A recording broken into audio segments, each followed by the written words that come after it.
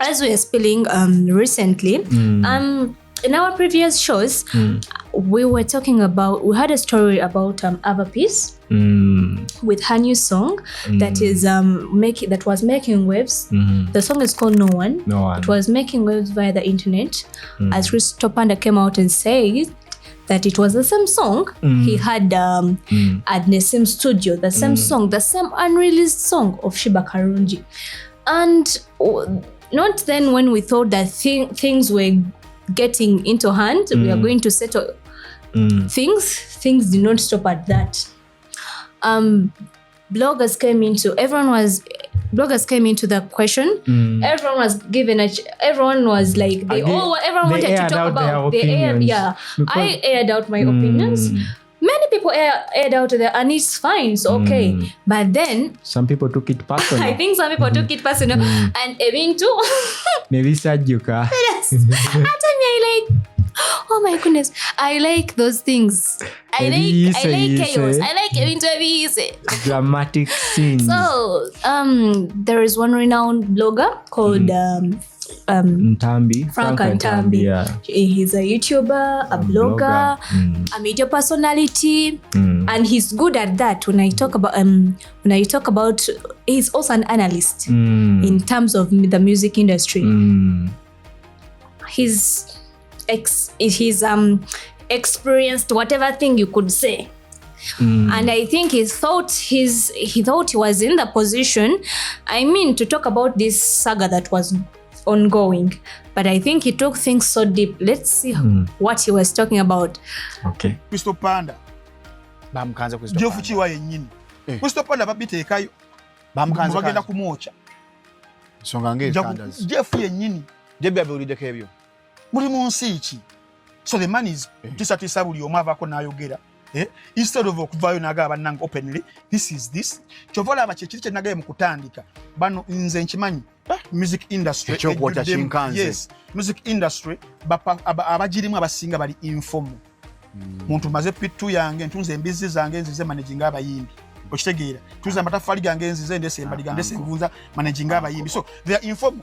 Now, kutubeera tufunye omukisa ffe abamu. Bitugaya ntula kumbaawo netukoloboza netubera exposed fa bayina okujja okubanga tuyamba publicity we yetagisiza PR njomuntu obera omuntu obera ngo okimanyi twakoma mu pitu Ntambi otabuse soko otunze embizizo oze obere ngo managing abayimbi nembo obongo bwa rujjulungu obongo obera bwa rujjulungu yeso ngalacho ino kubera ko publicist soko kakanye ntambi soko endezo obusungu ntambi nakacho ino obusungu ntambi kachoka kanyo obusungu no kati ntambi ino obusungu banange otunze embizizo soko kakanye ntambi bambe amazi mama we yenyini mama we yabadde ku bambe amazi aganyegoga beba nabana ababba ku kyalo mama yachogedde mama we yagambye mama we yayogedde n'agamba mama we yagambye beba nabana babbanga ku kyalo kati tufunye ababbi bananga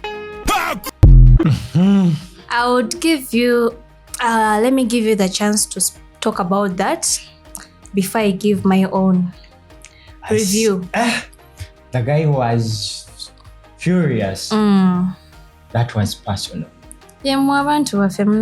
Now he says wakoma mu pitu novaayo tunde obubizi bwo nolowooza nti you can manage an artist. Damn, that is gross. And the manager in question we are talking about, someone there would be confused and be like, which manager is in scandals with the one Frank Ntambi? Here we are talking about Jeff Kiwa, and someone who has managed our renowned queen Sheebah Karungi. And someone needs to tell Frank Ntambi a little bit of Jeff Kiwa's history. This is someone who has managed Jose Chameleon before. He managed A Good Life, that is Weasel and Radio. He managed Sheebah and so many other prominent artists. And now he's managing Ava Peace, and she's doing well. Yes. So how could you come up and say someone, because they stopped in P2, they are so informal, so they don't know how to do publicity, to manage an artist, and then you accuse them of being thieves?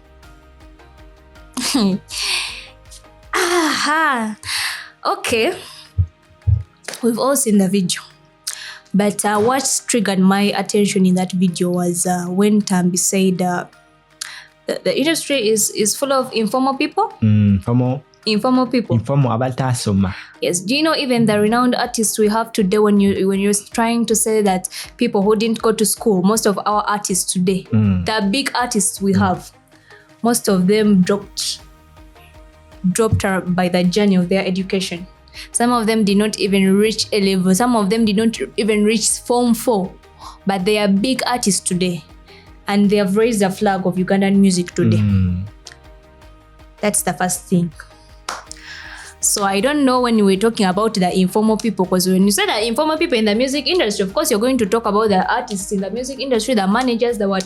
And in question, I think you were being sarcastic, triggering Jeff Kiwa. But to me, I think that this guy, we all gave our opinions about the song, but he stood out. And he stood out to show that he has a lot of anger. Because to the extent that even Sharon was stopping him, was like, enough is enough. It's enough. The guy was like, no, let me bring it out. Let me bring it out. To me, I was like, this guy is not a manager of Sheebah Karungi. He's not the PA.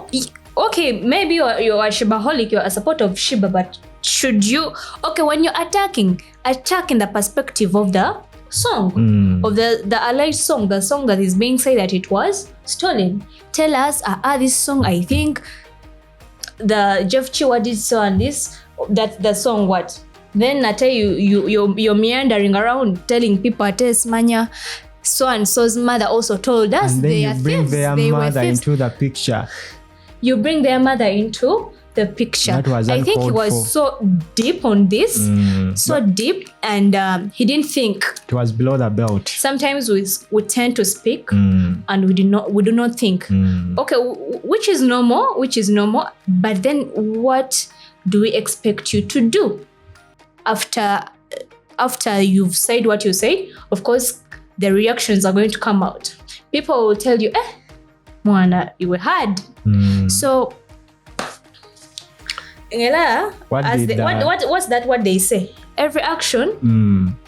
There is a consequence. Yeah, there is a consequence for every action you do. What did I say? Consequence.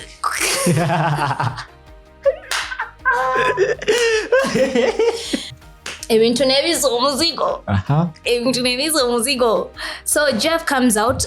Even before that, before we go there, Ava Peace, before that, Ella still on that coincidence of the song, comes out to put out a screenshot that shows that this so-called what's the name of that writer? Trizy, whatever his name is. Remember, he denied of not selling the song to Jeff. Now they bring out screenshots showing that indeed the guy went into Jeff Kiwa's in DM and told him that I have a deal for you. I have this for you. It was transactional. And then this same guy in Ntambi is like, I even heard him saying that Jeff is envies Sheebah. Why would Jeff? That if you've been raised through hands of Jeff, he does not, and you finally build yourself and you come out of his management, he doesn't want to see you prospering. He gave examples of artists you've talked about, artists like Jose Chameleon, that he clashed with them, that whenever he separated with artists, he clashed with them. So I'm trying to show you all these things. They're coming, they are going astray from the topic in question, from the topic of the song. It's going deep. You start telling the public how someone stopped in P2 and that has no capability of managing.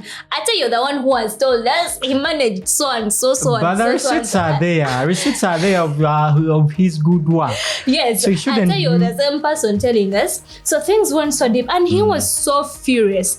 So he made Jeff look like a bad person. He made Jeff look like he tarnished his name. He made him look bad. And for any artist that would be there and would admire to be managed by Jeff, they would be disappointed. Yes, something was only about the what? It was a song, a mere song. It happened. It cannot be reversed. So Jeff goes out to issue a report to the police. And the case is cyber harassment. The case is not that so and so is claiming the song so and so. The case is cyber harassment.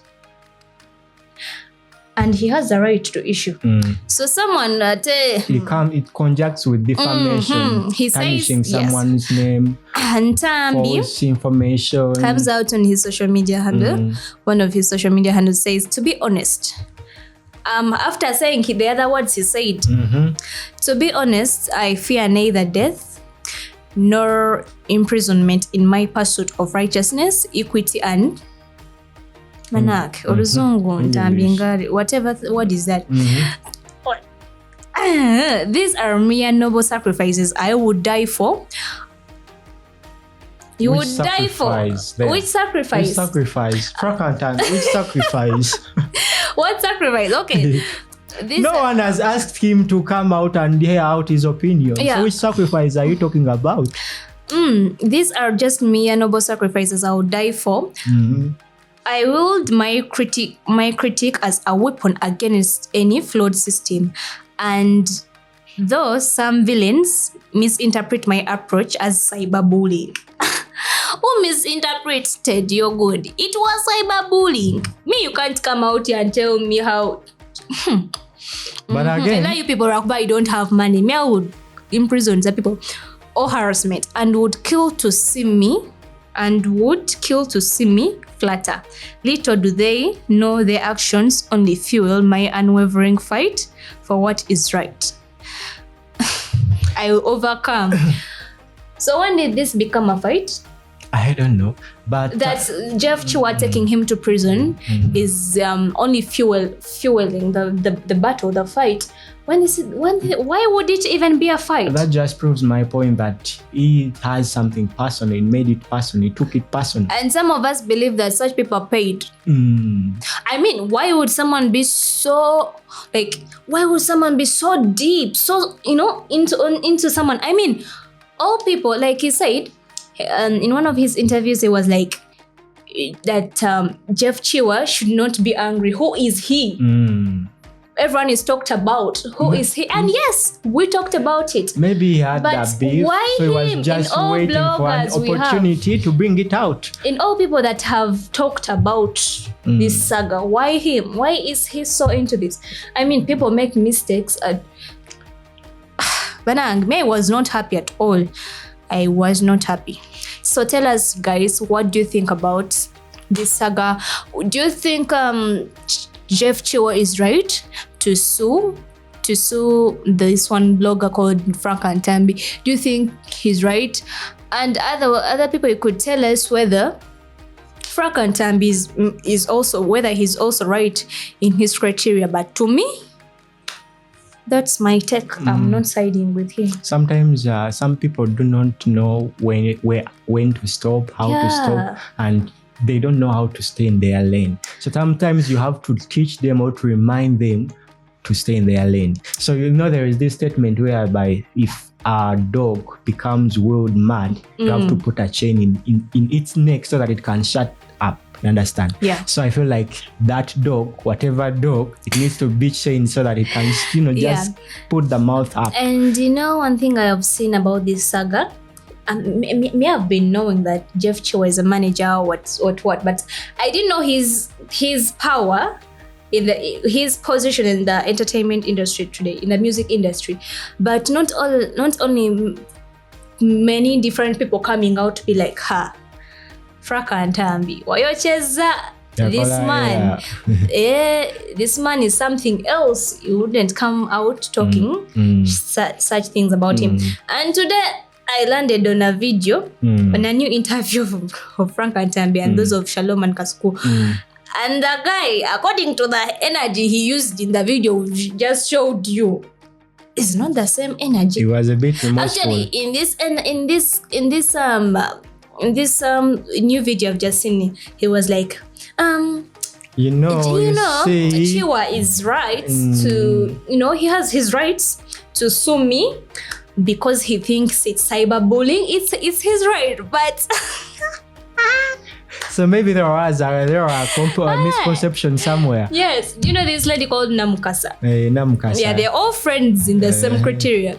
She was also like, man, my friend. Me, the first word on my lips is forgive me. She has also been in such scandals, but she's always immediately she comes out to plead to ask for forgiveness, and she was like, these people are here praising you, but they won't be there. I say one thing I know with internet people, they can hype you, they exaggerate you, but when things turn around, they run.